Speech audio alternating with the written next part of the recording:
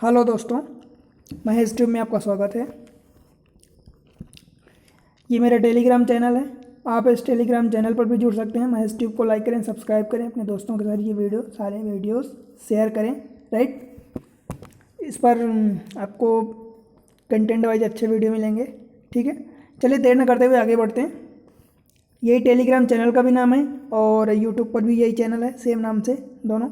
आप टेलीग्राम पर भी ज्वाइन कर सकते हैं खुद सर्च करके। राइट, चलिए देर न करते हुए आगे बढ़ते हैं। आज हम पढ़ रहे हैं क्विट इंडिया मूवमेंट, भारत छोड़ो आंदोलन।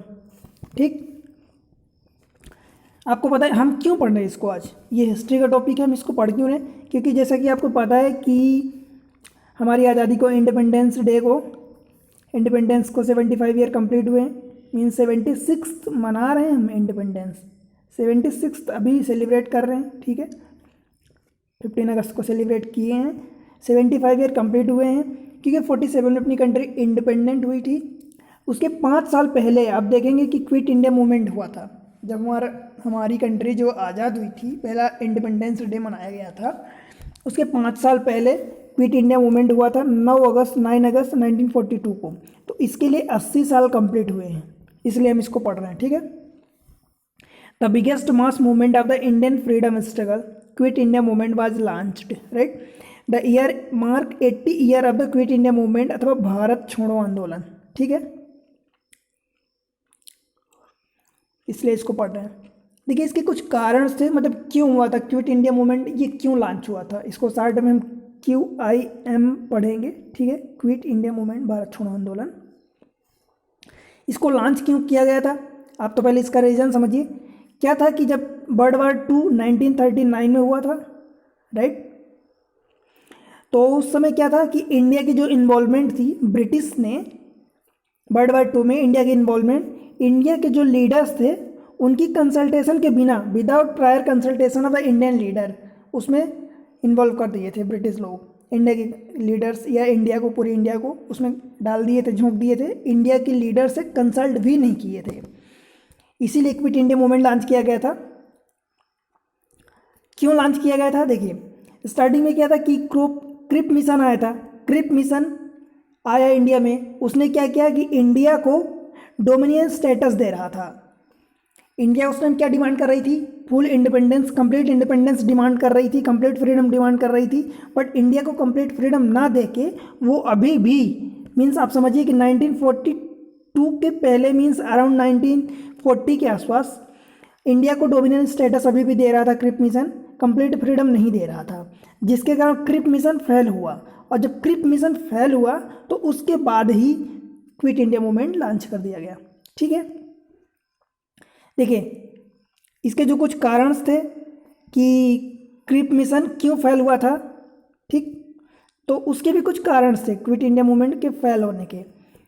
क्या था उस टाइम की जो इसेंशियल कमोडिटीज़ थी, मतलब खाने पीने की चीज़ें जो एसेंशियल थी, वो उनकी बहुत कमी आ गई थी, जिसके कारण पब्लिक में बहुत आक्रोश था, डिसकंटेंट था। ठीक है, due to shortage of the essential commodity and rising price of salt, rice. ये जो देखिए एसेंशियल कमोडिटी साल्ट है, राइस है, इनकी प्राइस लगातार बढ़ रही थी। और इस चक्कर में इंडिया की जो पब्लिक थी उनमें काफ़ी आक्रोश था, काफ़ी असंतोष था। And commandeering the boat in Bengal and Odisha. Right, एक और कारण ये था कि prevalence of the anti British sentiment, मतलब इंडियन जो पब्लिक थी उस टाइम, इंडियन की पब्लिक के दिमाग में एंटी ब्रिटिश की एक भावना बहुत तेजी से जग रही थी।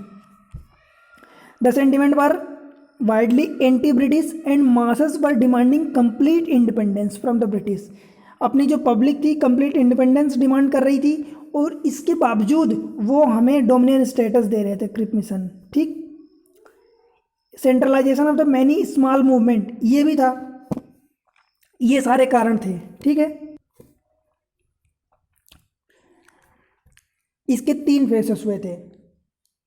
Face of the quit India movement, इसके 3 फेस हुए थे। देखिए, पहला फेस हुआ था, दूसरा फेस हुआ था, एक तीसरा फेस हुआ था। पहले फेस में क्या था कि कोई वायलेंस नहीं था, means the first phase of the movement has no violence. It began with civil disobedience movement, जिसको हम CDM बोलते हैं, CDM सिविल डिसोबीडियंस मूवमेंट। ठीक है, बाइकआउट था, स्ट्राइक थी, बट वायलेंस नहीं था पहले फेस में। ठीक है, जिसको ब्रिटिश गवर्नमेंट ने क्विकली उसको सप्रेस्ड कर दिया, दबा दिया, दमन कर दिया था। ठीक, almost all member of the Congress committee including Gandhi ji were arrested and kept jail until 1945 without any trial. समझ रहे हैं क्या था कि उस टाइम कि कांग्रेस के जितने लीडर्स थे, जिसमें गांधी जी भी शामिल थे, उन सबको अरेस्ट कर लिया गया और जेल में 1945 तक डाल दिया गया बिना किसी ट्रायल के। कोई ट्रायल भी नहीं हुआ, डायरेक्टली जेल में डाल दिया गया। ये पहला फेज था। इस चक्कर में, क्योंकि इतना सब किया ब्रिटिश ने पहले फेज में, क्यों? क्योंकि हमारी पब्लिक ने, हमारी इंडियन जो मासेस थी, उसने कोई वायलेंस नहीं किया, उसके बावजूद ऐसा किया, इतना अत्याचार किया पहले फेज में। तो इसलिए हमारी जो मासेस थी, हमारे लीडर्स थे, सेकेंड फेज में कुछ अपना तजुर्बा अलग ही दिखाए। देखिए सेकेंड फेज फिर चालू हुआ। सेकेंड फेज में क्या हुआ कि the movement shifted to countryside, पूरे कंट्री में फैल गया। द सेकेंड फेज जो था वो वायलेंट मूवमेंट एंड एग्रेसिव हो गया। पहला फेज नॉन वायलेंट था, ब्रिटिश ने ये सब किया अपनी इंडिया की पब्लिक के साथ, इंडियन के लीडर के साथ, उनको जेल में डाल दिया।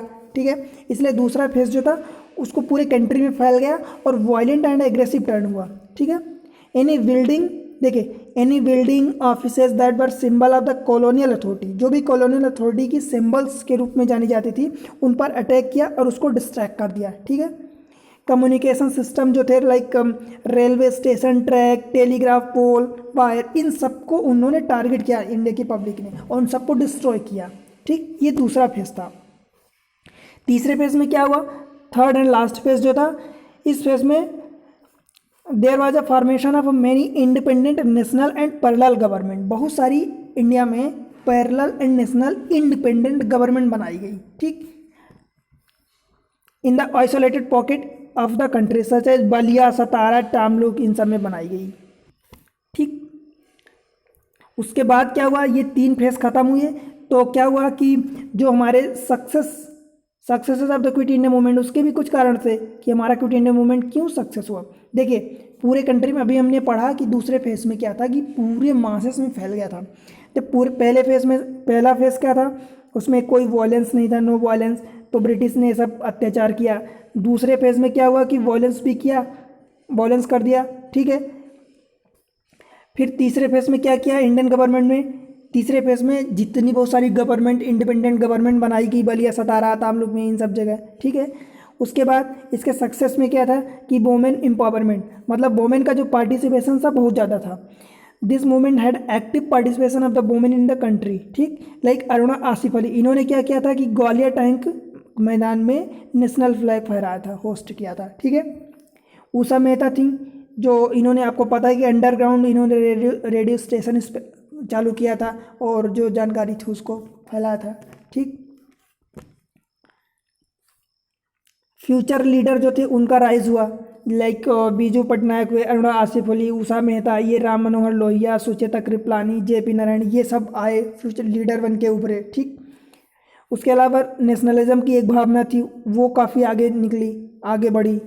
Unity and brotherhood emerge due to quit India movement. Quit India movement के कारण यूनिटी एंड ब्रदरहुड, मतलब भाईचारा, एकता और भाईचारा की भावना आगे बढ़ी। ठीक, ये सब हुआ। उसके फेलियर भी हुआ ना, मतलब आखिरी में तो आपको पता है कि क्विट इंडिया मूवमेंट हमारा फेल ही हो गया था, मतलब सक्सेस हुए पहले। ठीक है, क्रिप मिशन आया, क्रिप मिशन ने इंडिया की डिमांड को पूरा नहीं किया, फुल कंप्लीट इंडिपेंडेंस, वो डोमिनेंस स्टेटस दे रहा था, जिसके कारण क्रिप इंडिया मिशन फेल हुआ। तो क्या लॉन्च हुआ? क्विट इंडिया मूवमेंट लॉन्च हुआ। क्विट इंडिया मूवमेंट में 3 फेजेस में काम हुए।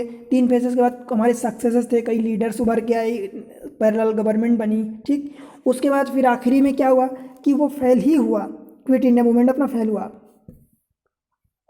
अब फेल भी होने का कारण था, देखिए failure of the quit India movement क्यों हुआ? देखिए Britishers were suppressed by the princely state, supported by princely state, मतलब ब्रिटिश जो थे उनको इंडिया की प्रिंसली स्टेट सपोर्ट करते थे, ब्रिटिश इंडियन आर्मी सपोर्ट करती थी, Indian civil service, viceroy council, all India Muslim league, Indian imperial police, ये सब ब्रिटिश को सपोर्ट करते थे। अब आप सोचिए कि जब इंडिया के इतने सारी पब्लिक, इतने सारे ग्रुप सबके सब ब्रिटिश को सपोर्ट कर रहे हैं, तो ऑफकोर्स इंडिया की क्विट इंडिया मूवमेंट, जो इंडिया का मूवमेंट लॉन्च हुआ था, वो तो फेल होना ही था।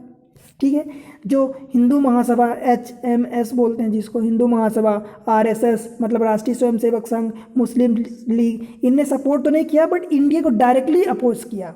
अपोज करने का मतलब ही कि ये अपनी क्विट इंडिया मूवमेंट को अपोज किया, इसका मतलब अपोजिट जो ब्रिटिशर्स थे उनको सपोर्ट कर रहे हैं, राइट।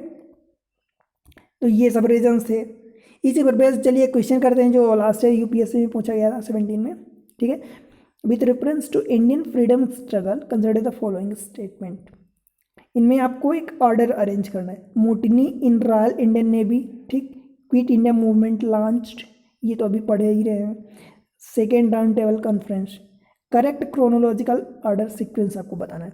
देखिए आप एक हिडन आइडिया तो लगा सकते हैं कि क्विट इंडिया मूवमेंट ये तो 1942 में हुआ, ठीक है।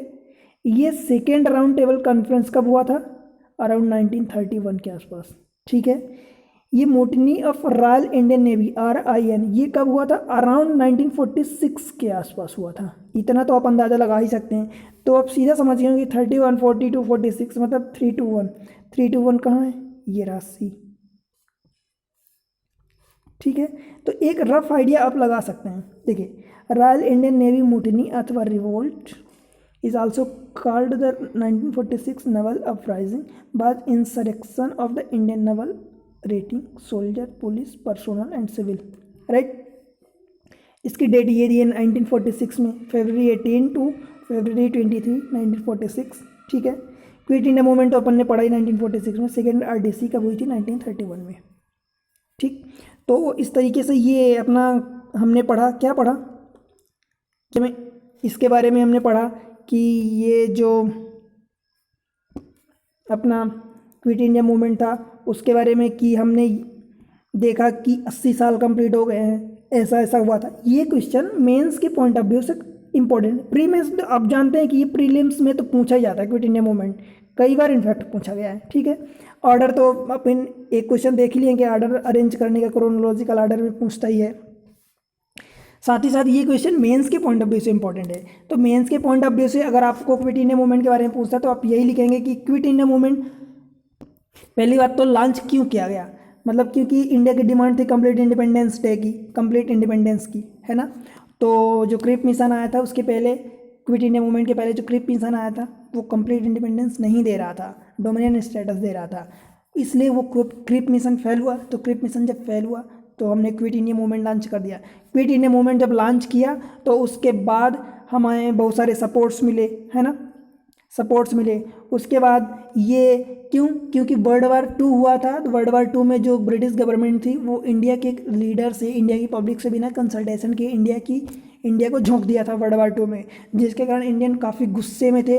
और उस टाइम जो नेसेसरीज मतलब रिक्वायर चीज़ें थी वो भी काफ़ी महंगी हो रही थी, और इस चक्कर में काफ़ी इंडिया की पब्लिक में आक्रोश था। और उसके बाद ये सारी चीज़ें कि एंटी ब्रिटिश की भी भावना जगने लगी थी, और ठीक है ये सारे कारण थे। जिसके बाद 3 फेज़ में ये क्विट इंडिया मूवमेंट लॉन्च हुआ। पहले फेज़ में तो आपने देखा ही सही कि पहले फेज़ में इंडिया की नॉन वायलेंस था। तो नॉन वायलेंस के चक्कर में इंडिया ने तो अच्छा किया, बट ब्रिटिश ने इसके अपोजिट में क्या किया, इंडिया की पब्लिक को, उनको जो लीडर्स थे उन सबको जेल में डाल दिया बिना किसी ट्रायल के। तो सेकेंड फेज़ में बस इसी का बदला लेने के लिए इंडियन ने क्या किया कि वायलेंट एंड एग्रेसिव मूवमेंट लिया, और इसके कारण जितने उनके कम्युनिकेशन चैनल थे, जितने उनके प्लस पॉइंट थे, उन सबको डिस्ट्रैक्ट किया, डिस्ट्रॉय किया, राइट। उसके बाद तीसरा फेज़ आया। तीसरे फेज़ में बहुत सारी इंडियन गवर्नमेंट ने parallel government and independent government बना ली। बाद में फिर ये तो सब था, उषा मेहता का, सुचेता कृपलानी, ये अरुणा आसिफअली, ये सब ने क्या किया, इन सब ने अपना अपना योगदान दिया। वोमेन का पार्टिसिपेशन पूरे इंडिया में फैला, राइट।